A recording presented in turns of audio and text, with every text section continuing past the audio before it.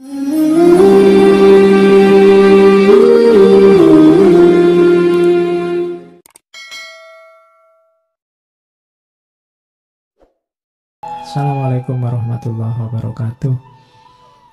Ada problem yang sering dibahas ketika orang membahas manusia adalah problem identitas. Kita dalam kehidupan ini, diakui atau tidak, membangun diri kita dengan identitas-identitas. Kita mengenali diri kita lewat jembatan yang namanya identitas. Ya, identitas yang paling sederhana kan kita taunya nama, tempat tanggal lahir, dan lain-lain yang tercantum di KTP itu. Tapi di luar itu kan sebenarnya kita punya banyak identitas-identitas yang lain. Kita punya identitas sebagai warga negara Indonesia. Kita punya identitas sebagai seorang muslim. Mungkin juga kita ini seorang ayah, seorang anak, seorang saudara, seorang teman, seorang guru, seorang petani. Banyak sekali kita punya banyak identitas demi identitas. Sebenarnya kondisi manusia yang punya banyak identitas itu sifatnya niscaya. Maksudnya tidak terhindarkan. Pasti kita punya macam-macam identitas. Yang sering jadi sumber masalah, identitas-identitas yang banyak ini seringkali menutupi identitas dasar kita sebagai manusia. Sebelum kita sebagai muslim, sebelum kita sebagai seorang Indonesia, sebelum kita sebagai seorang ayah, sebelum kita sebagai seorang guru atau dosen, pertama-tama kita kan manusia. Punya ciri dari masyarakat kita. Dan kita punya ciri diri kita sendiri. Nah, itu identitas namanya. Cara kita membangun diri itu melalui identitas demi identitas. Dan pasti beda dengan yang lain. Inilah yang jadi sumber bahwa hidup ini macam-macam, berbeda-beda.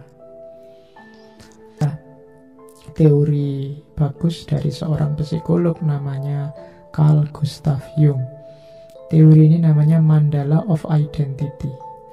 Bagaimana orang membangun identitasnya. Mari kita tengok sebentar teori ini untuk membantu muhasabah kita sebagai manusia dalam kehidupan ini. Katanya Jung, manusia itu umur 0 tahun sampai 7 tahun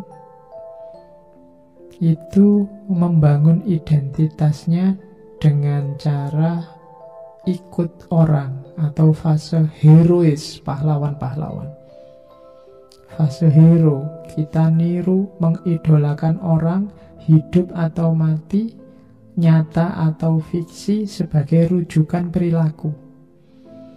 Kayak anak-anak kecil itu nonton tokoh-tokoh kartun, jagoan-jagoan fiksi, terus niru ingin seperti itu. Nah, ini anak umur 0-7 tahun. Jadi akalnya belum berkembang, yang bisa dia lakukan hanya niru. Makanya Bapak Ibu, kalau di antara kita ada yang umurnya sudah tua, kok cara berpikir membangun dirinya masih hero, masih ikut orang, tidak bisa membangun dirinya sendiri, merujuk tokoh yang diidolakan, siapapun idola itu, kita sebenarnya masih kanak-kanak. Kalau katanya Jung, masih level 0-7 tahun. Mengidolakan orang dan ikut apa saja, apapun yang dikatakan dan dilakukan orang itu. Naik kelas sedikit umur 7-14 tahun. Kalau ini niru, tapi fasenya namanya fase simbol. Ikut masyarakat. Apa saja yang terjadi sekeliling. Dari orang tuanya, dari lingkungannya, dari ditiru simbol-simbolnya. cara berpakaian, model rambut, cara bergerak, cara ngomong, cara menampilkan diri, niru dari masyarakat sekelilingnya. Anak-anak usia ini kita sering menyebutnya ABG. Itu kan biasanya logika yang dipakai adalah logika tren. Mana yang sedang ngetren saat itu yang dilakukan. Nanti umur 14 sampai 21 tahun, ini akalnya sudah mulai berkembang, namanya fase ritual. Masih mirip dengan simbol, tapi sekarang akalnya sudah jalan. Ngerti apa dan mengapanya. Ngerti dasarnya. Yang terakhir, 21 tahun ke atas, ini orang yang sudah mandiri, sudah personal, membangun dirinya sudah mandiri, tidak lagi ikut-ikutan. Dia memutuskan sendiri, merefleksikan sendiri, membangun dirinya sendiri. Dari situ nanti muncul identitas personal, identitas sosial, identitas kultural. Mari kita renungi hidup kita ini. Kita ada di level yang mana? Di usia kita. Pandangannya Jung mungkin sifatnya normatif, ideal. Dalam prakteknya, banyak orang yang sudah tua, mungkin lebih 21, masih ada di fase idola-idola. Ada yang masih bergelut dengan simbol-simbol, belum bisa mandiri membangun identitas diri. Atau mungkin jangan-jangan ada sebaliknya, anak-anak yang masih ABG, masih remaja, tapi bijaksana luar biasa, mampu membangun dirinya. Nah, pelajaran selanjutnya dari identitas diri kita ini sebagai manusia, kita harus hati-hati karena banyaknya identitas kita, kadang-kadang kita salah pakai. Kalau contohnya begini, kalau ada orang kecelakaan di depan mata kita, nah ini kan yang kita kedepankan ketika bertemu kecelakaan itu adalah bahwa kita sesama manusia. Maka ketika ada kecelakaan, kita tolong. Tidak kita kedepankan bahwa aku muslim jadi dia muslim apa tidak, aku kelompok ini maka ditanya kamu kelompok apa, dan seterusnya. Nah, itu cara menggunakan identitas. Ada ruang dan waktunya kita menonjolkan bahwa fashhad bi anna muslimun. Ada ruang dan waktunya kita tegaskan bahwa kita sama-sama manusia. Ada ruang dan waktunya kita, aku ini seorang ayah loh. Ada ruang dan waktunya, aku ini guru dosen yang diikuti mahasiswa dan murid-murid. Ada ruang dan waktunya kita jadi laki-laki. Ada ruang dan waktunya kita jadi apapun itu. Jadi kita punya banyak identitas, tidak masalah. Yang harus kita hati-hati adalah kapan identitas-identitas ini kita pakai. Tidak di seluruh ruang, di seluruh waktu kita menggunakan identitas yang sama. Karena bisa jadi nanti akhirnya konflik sama orang lain. Kita mainnya di level kita sesama manusia, dia mainnya di level saya anggota partai politik A atau B. Ini mesti tidak nyambung karena identitas yang dikedepankan berbeda. Kita ngomongnya saya sesama muslim, dia menganggapnya saya sebagai orang Jawa atau orang Sumatera atau etnis yang lain. Nah, ini kan beda level ngobrolnya, beda level interaksinya, ya pasti nanti akan timbul konflik, timbul masalah. Oke, itu masalah yang pertama. Masalah yang kedua, sebagaimana saya sebutkan di depan, problem identitas ini mohon kita hati-hati karena kita membangun identitas secara berbeda dengan orang lain, maka kita juga harus tenggang rasa.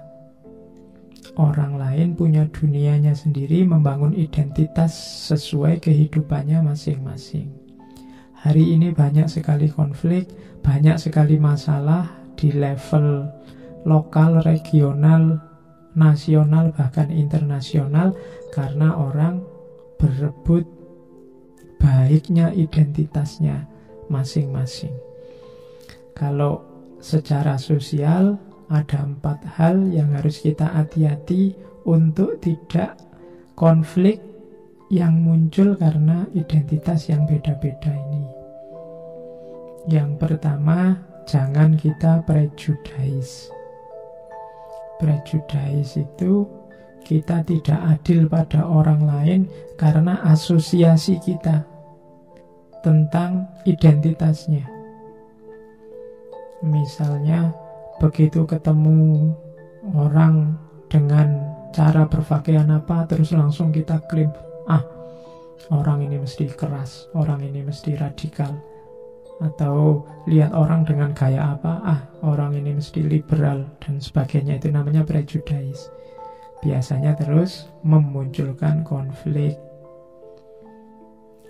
Kalau grup sana pasti begini, kalau kelompok sana pasti begitu, kalau partai ini pasti begini, kalau partai itu pasti begitu. Nah, itu prejudice, khususnya ketika isinya hal-hal yang negatif. Yang kedua, etnosentris. Etnosentris itu kita menganggap kelompok kita sebagai yang pasti baik, pasti benar, pasti bagus, dan lebih tinggi dari semua kelompok yang lain. Dan kelompok yang lain kita anggap lebih rendah, lebih jelek dari kelompok kita. Itu namanya etnosentris.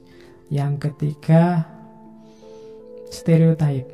Stereotype itu anggapan pada sebenarnya hanya sebagian kita labelkan pada semua orang. Misalnya kita bilang semua orang kota materialis, semua lulusan luar negeri itu sombong-sombong, itu namanya stereotype. Dan yang terakhir, diskriminasi. Diskriminasi itu kita menghalangi orang, menyusahkan orang karena identitasnya, baik identitas individu maupun identitas kelompoknya.